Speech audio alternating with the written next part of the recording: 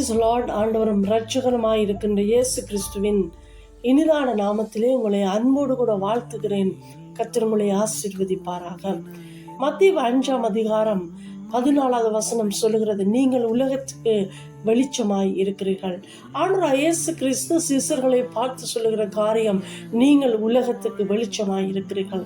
ஆம், கிறிஸ்துவுக்குள் பிரியமான என் அன்புறவுகளே, ஆண்டவர் இயேசு கிறிஸ்து என்னையும் உங்களையும் பார்த்து சொல்லுகிறார், நீங்கள் வெளிச்சத்தின் பிள்ளைகள். அல்லேலூயா, அல்லேலூயா. இன்றைக்கு அநேக ஜனங்கள் இருளுக்குள்ளே வாழ்ந்து கொண்டிருக்கிறார்கள்.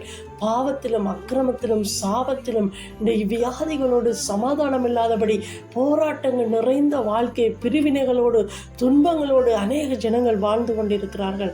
அந்த ஜனங்களை விடுவிக்கும்படியாக ஆமேன், அந்த ஜனங்களுக்கு ஆசீர்வாதமாய் பிள்ளைகளாய் ஆமேன், அன்றைக்கு அவர்களுக்கு வெளிச்சத்தின் பிள்ளைகளாய்த்தான் கர்த்தர் என்னையும் உங்களையும் அழைத்திருக்கிறார். ஆகவே கர்த்தர்தாமே நிறைவாய் நடத்துவார். வெளிச்சத்தின் பிள்ளைகளாய் காணப்படுவோம். அநேகருக்கு ஆசீர்வாதமாயிருப்போம்.